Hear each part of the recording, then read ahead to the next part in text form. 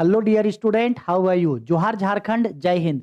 तो झारखंड बोर्ड की तरफ से क्लास 12वीं के लिए 2025 में जो इंटरमीडिएट का एग्जाम होने वाला है, आर्ट्स कॉमर्स साइंस, उन सारे स्टूडेंट लोगों के लिए फॉर्म फिलअप होना स्टार्ट हो गया है। यानी कि अगर आप लोग आर्ट्स कॉमर्स साइंस किसी भी स्ट्रीम के स्टूडेंट हैं, क्लास 12th में हैं और 2025 में अगर आप लोगों को एग्जाम देना है, तो आप लोगों को फॉर्म फिलअप अभी करवाना है। लेकिन जब आप लोग अभी फॉर्म फिलअप करवाने जाओगे, तो आपको ये एक फॉर्म भरने के लिए मिलेगा। ये फॉर्म जो है वो रेगुलर और प्राइवेट स्टूडेंट्स के लिए है, यानी कि वो स्टूडेंट जो फर्स्ट टाइम जेक बोर्ड क्लास 12 का एग्जाम देने वाले हैं, जो फ्रेश स्टूडेंट हैं, रेगुलर स्टूडेंट हैं, जिनका सेशन 2023 से 25 था, उन स्टूडेंट को ये फॉर्म फिलअप करना है। आर्ट्स कॉमर्स साइंस तीनों ही स्ट्रीम के स्टूडेंट को ये फॉर्म फिलअप करना है।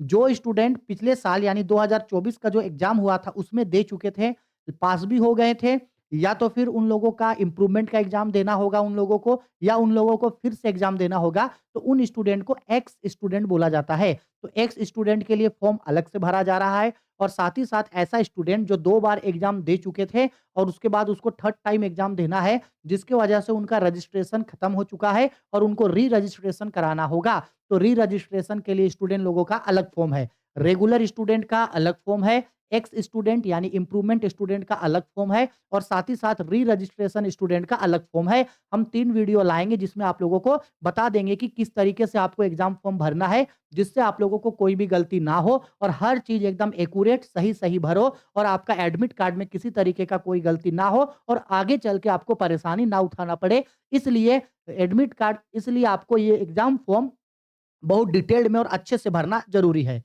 ठीक है? और अगर आपको ये पीडीएफ चाहिए, तो Rahul commerce academy Telegram channel पे चले जाओ, वहाँ हम आपको सुबह में ही इसका पीडीएफ वहाँ पे भेज चुके थे, ठीक है? चलो, अब हम बताते हैं कि इस फॉर्म को आखिरकार आपको भरना कैसे है। तो आर्ट्स, कॉमर्स, साइंस किसी भी स्ट्रीम के स्टूडेंट जो रेगुलर या प्राइवेट हैं, अगर आप अपने स्कूल या कॉलेज में ऑफलाइन जाओगे या चाहे आप ऑनलाइन भी अगर फॉर्म फिल अप करवाओगे, तो भी आपको सेम यही फॉर्म मिलेगा। हर कॉलेज, हर स्कूल में यही फॉर्म मिलेगा आप सबको।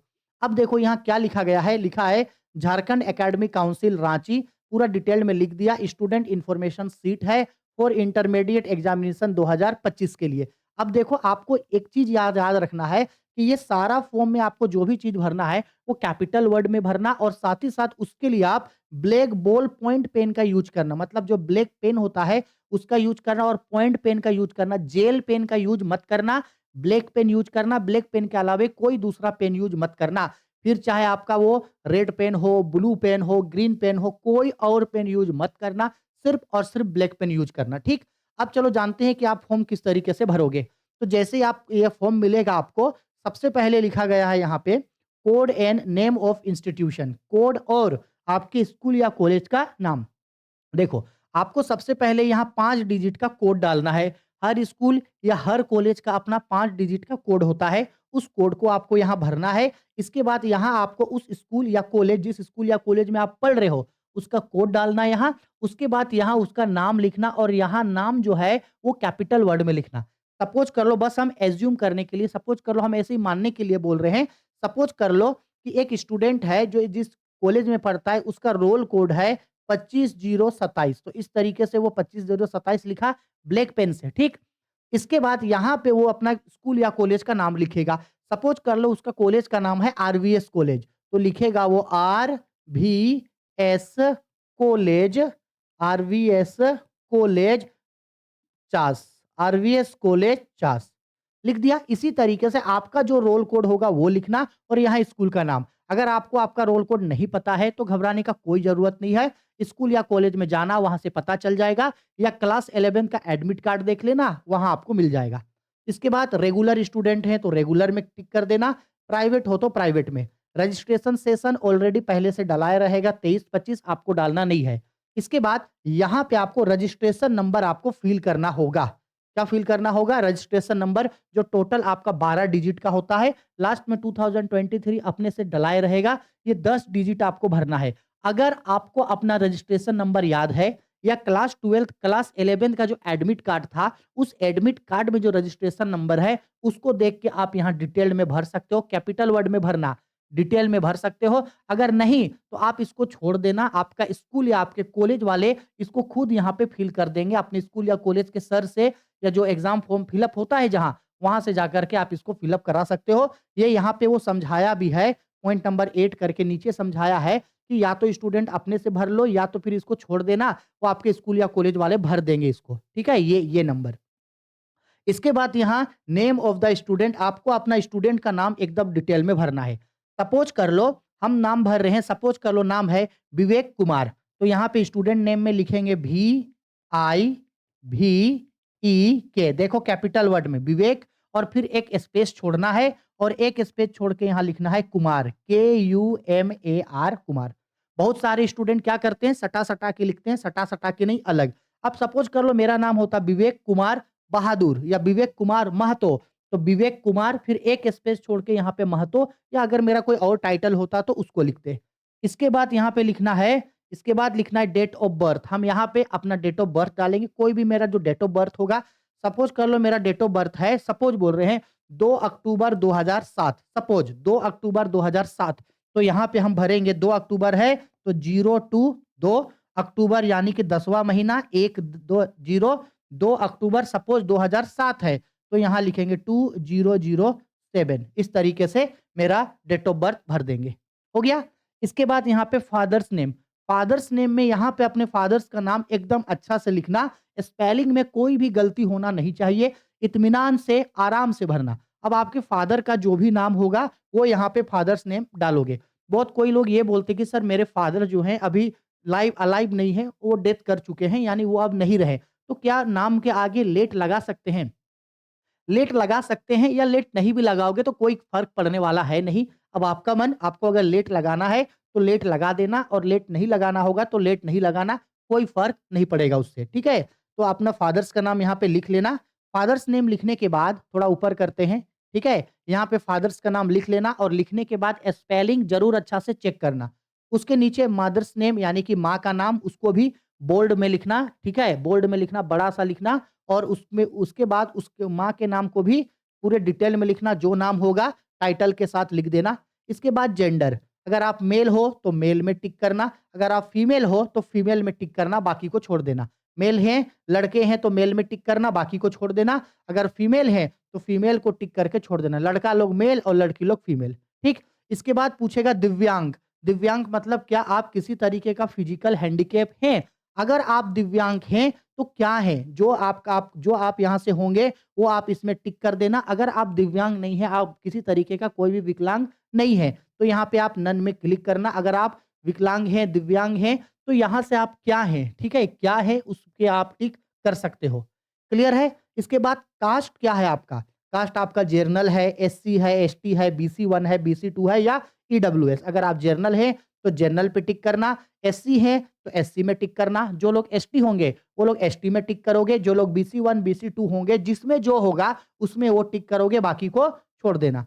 अब मन में सवाल आएगा कि सर अगर मान लो हम एसटी और एससी सिलेक्ट करते हैं तो क्या इसके लिए हमको कास्ट सर्टिफिकेट देना होगा? तो नहीं, कोई ज़रूरत नहीं है कास्ट सर्टिफिकेट देने का। अभी सिर्फ़ आपका एग्ज़ाम का फॉर्म फिल अप हो रहा है, कोई कास्ट सर्टिफिकेट आपको नहीं माँगेगा। लेकिन आप जो होंगे उसी पे वहाँ पे क्लिक करना। जनरल हो तो जनरल में, एसटी हैं तो एसटी में, एससी हैं तो एससी में, बीसी 1 है तो बीसी 1, बीसी 2 तो बीसी 2, ईडब्ल्यूएस है तो ईडब्ल्यूएस। क्लियर है?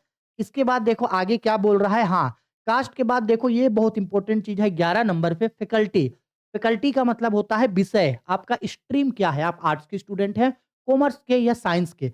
आर्ट्स के स्टूडेंट हैं तो आर्ट्स में क्लिक करके बाकी को छोड़ देना। अगर आप स्टूडेंट हैं कॉमर्स के तो कॉमर्स में क्लिक करके बाकी को छोड़ देना। अगर आप स्टूडेंट हैं साइंस को तो साइंस को टिक करके बाकी को आप छोड़ देना। ठीक? इसके बाद आपको पूछेगा अपर आईडी, ये बहुत इंपॉर्टेंट चीज़ है। ये अपर आईडी क्या होता है पता है? जब आप क्लास 11th में रजिस्ट्रेशन या फॉर्म फिलअप जब आप करवाए थे, तो उस समय आपको आपके स्कूल या कॉलेज की तरफ से अपर आईडी मिला था, यूज़र आईडी और पासवर्ड बनता है। हमको पता है आप लोगों को आपका अपर आईडी, यूज़र आईडी और पासवर्ड नहीं पता होगा, तो घबराना नहीं, स्कूल या कॉलेज जाना, वहाँ से आप अपने अपर आईडी माँग लेना, आपको स्कूल या कॉलेज से अपर आईडी मिल जाएगा। अगर नहीं माँगते हो तो सर को बोलना या जो होंगे प्रिंसिपल या टीचर उनको बोलना कि वो खुद ही जो है यहाँ पे आपका अपर आईडी फिल कर देंगे। आप चाहें तो अपना आईडी माँग सकते हो, नहीं तो वो लोग खुद फिल कर देंगे। हुआ। इसके बाद देखो आगे बोल रहा है constant for swapping of between optional subject and additional subject in order to pass the examination. In case of failure to be obtained, the requisite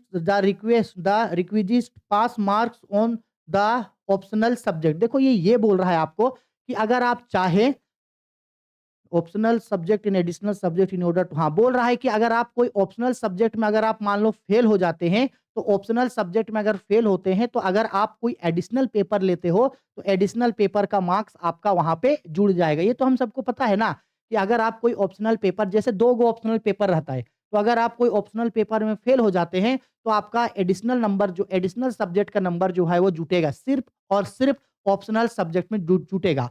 तो आपको पूछेगा क्या आप ऐसा करना चाहते हो?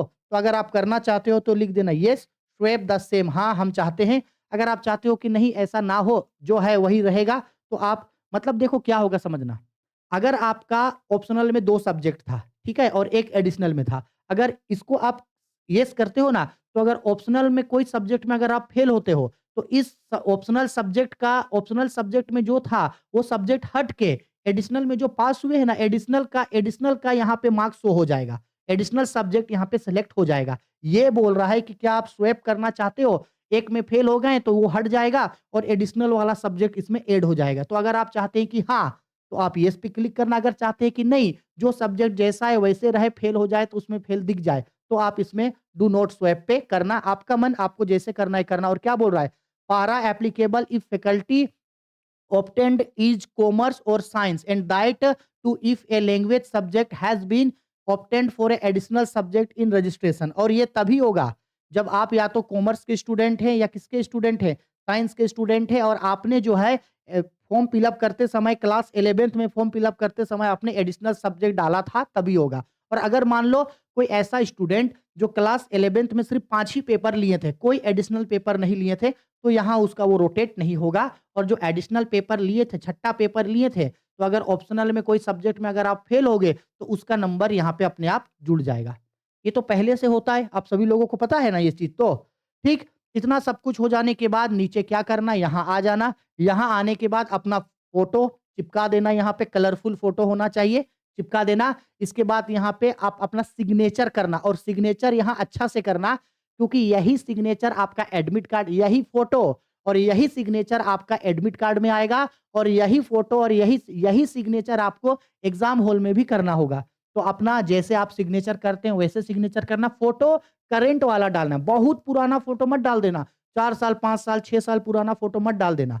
अभी हाल-फिलहाल में 1 साल के अंदर-अंदर अगर आप कोई फ़ोटो खिंचाए हैं, तो वो फ़ोटो डालना। नहीं तो सबसे अच्छा होगा कि अभी रिसेंट में फ़ॉर्म फिल अप करने जब जाओगे, उसी समय जाके फ़ोटो खिंचवा लेना और वही फ़ोटो को डाल देना एडमिट कार्ड में, इसमें। यहाँ सिग्नेचर और यहाँ आपके गार्जियन का सिग्नेचर, गार्जियन वही माँ या फादर, मतलब कि पिताजी और माताजी जो होंगे, उन दोनों में से किसी एक का सिग्नेचर यहाँ पे करवा लेना। ठीक? इतना हो जाने के बाद यहाँ बाकी देखो कुछ-कुछ और डिटेल लिखा गया है ऊपर वाला, लेकिन ये आप लोगों को नहीं पढ़ना है, क्योंकि ये सिर्फ़ और सिर्फ़ इंस्टीट्यूट के लिए है, मतलब स्कूल या कॉलेज इसको फ़िल करेगा, इसको आप लोगों को फ़िल करने का ज़रूरत नहीं है।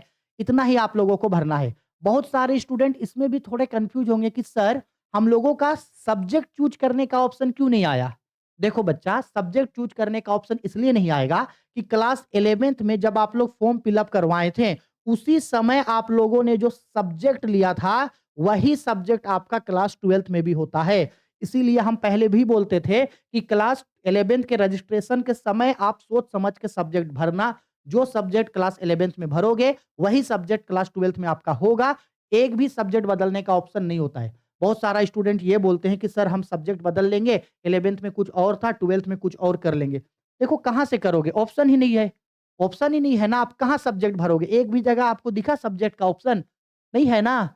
सब्जेक्ट नहीं बदल सकता है। 11th में जो आप लिए थे वही सब्जेक्ट आपका क्लास 12th में रहेगा, सब्जेक्ट बदलने वाला नहीं है। आया मेरा बात समझ में? तो बस इस टाइप का फॉर्म अच्छे से भरना, और हम सजेस्ट करेंगे फॉर्म आप अपने से भरोगे, खुद से भरना।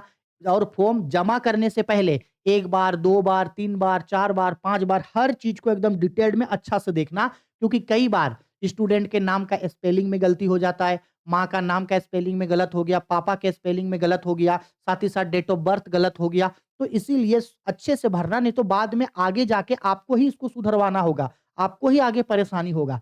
इसलिए अपने से हर चीज़ अच्छा से भरना और एग्ज़ाम से पहले जब एडमिट कार्ड आता है, तो एडमिट कार्ड के बाद भी आपका 3-4 दिन का समय होता है। अगर कोई स्टूडेंट का एडमिट कार्ड में गड़बड़ हुआ है, तो वो 3-4 दिन में उसको सुधार सकता है। लेकिन हम ये बोलेंगे अभी आप जो भी डिटेल भरो, वो अपने से एकदम डिटेल्ड में अच्छे से भर कर के देना। टीचर लोगों से फॉर्म मत भरवाना, खुद ही सारे फॉर्म को भरना या आपके घर के बड़े लोग जो हैं दीदी या भैया उनसे फॉर्म भरवाना या ट्यूशन टीचर से भरवाना, लेकिन सामने रह के हर चीज़ खुद से चेक ज़रूर करना, उसके बाद ही उसको फाइनल जमा करवाना, ठीक है? तो बस हो गया, यही रेगुलर स्टूडेंट का था। इसके नेक्स्ट वीडियो में हम आप लोगों को जो स्टूडेंट एक्स स्टूडेंट है, जो इम्प्रूवमेंट का एग्ज़ाम देना चाहते हैं, उसके बारे में भी बता देंगे कि किस तरीके से उनको फॉर्म भरना है। ठीक है? चलो बाय, टेक केयर।